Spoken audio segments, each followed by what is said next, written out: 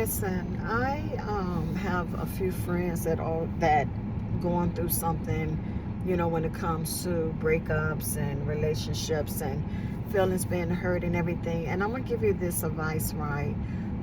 At my age, at 55, right, I want to tell you that you got to be okay with certain things not working out. For one thing, you have to understand that if you walk the path the best way you can in God, to honor your partner, to be faithful to your partner, to cherish your partner, to let them be them, then you have to trust God if that thing gets to the point where it's messing with your mental, emotional being, right? It's a true thing when they say your nervous system is messed up. It's a true thing when it says that you could be traumatized and broken and your spirit even broken in a place that you're not supposed to be in, right? The best of relationships go through things. You're gonna go through trials and tribulations because it's life, and relationships aren't exempt, right?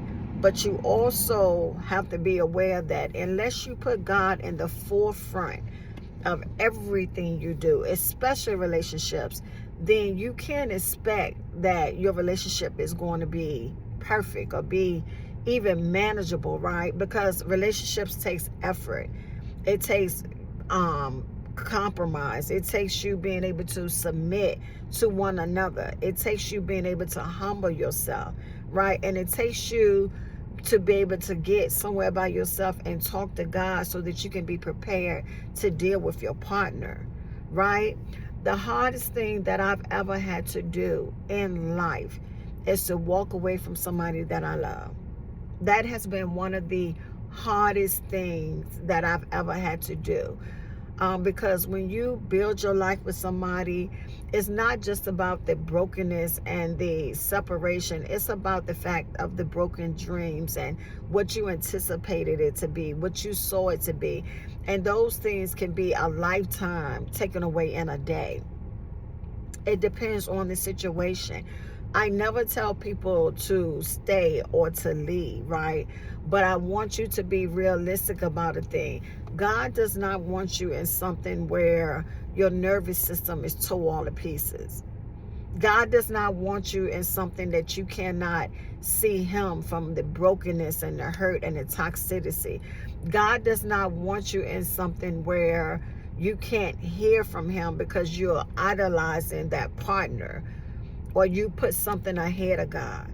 God does not want you to be miserable. That is not it. People, would allow themselves to stay in a situation where they're miserable, they're being abused, they are being, neglected, all sorts of things. They are being, taken for granted. Those things you can take to God, right? But certain things, that's why God gives you common sense, but you can't even differentiate between what's common sense and confusion when you don't let God lead you. Common sense says that if somebody putting your hands on you, leave. That's the bottom line. God did not make you for somebody to put their hands on you. Common sense is if you're being abused mentally, you need to step away and say, God, what is it that you would have me to do? Emotionally, all of that. You have to consider that. And at the same time, you have to ask yourself, what part do you play in anything when it comes to your relationship? It's three sides to the story. Your side, his side, and the God side. What does God say about the situation, right? Where is God in this situation?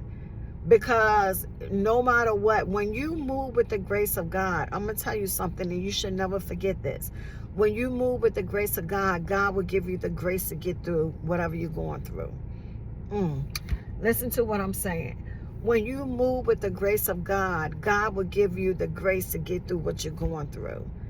When you going through something and you feel like you want to take your life, when somebody else's life goes, was you idolizing them or God? You understand what I'm saying?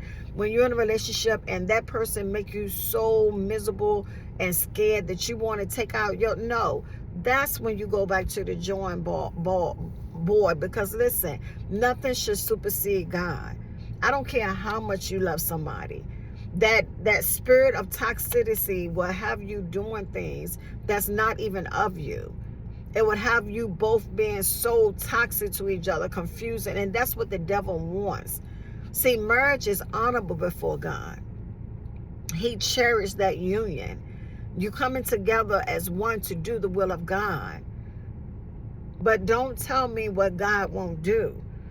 To be healed, come on somebody, to know who God is the answer to all your problems. Because when you're with somebody and you can't figure that thing out, take it to God so that God can figure it out. Take it to God so that God can tell you what to do, right? And if God give you the grace and you get out of it because God, listen, because God instructed you to, God will give you the grace to get through it. Because he's going to lead you. And let me tell you, one of the greatest things that I have done in my life is to heal from past hurt, from traumas, to drop some things at the feet of God. Let me tell you, I've been healing now for about 9 months or more. And I don't think I've ever been stronger in the Lord. When I tell you the anointing of the Lord is on me, and I can feel it, and I can see him moving in my life, right? Yeah, I got some lonely times. I had to cry sometimes, but there's nothing like being in the presence of God. And you don't have to go out there looking for nothing, because God got for you what's for you. It don't matter what people, when people be like, oh, it's a shortage of men, it's a shortage of women, it's that, and third. No, what God got for you is for you. And people need to stop saying that. Can't nobody have what God has for me. My name is on it, stamped, sealed, and delivered to me. My blessing has my name on it. And you got to start decreeing that thing. What God has for you is for you. When you trust God, God will take you through it. And as I was saying, nothing like the greatest accomplishment to me is to see myself healed. All these years, I had never seen myself healed. And when I tell you it's a feeling, because God will rise up in you and let you know that you're healed. You can see better. You can heal better. You can make the right decisions. It's not as hard to do what you're supposed to do, because you know on the other side is bitter. Come on, somebody. I don't want nothing God don't have for me. And that's what we got to get to the point. And I know a lot of us are younger and going through some things. Some of us are older and still going through some things. And some of us just don't want to hear the truth. But listen, God is the answer when it comes to these relationships. And if you're married, you got the right of way.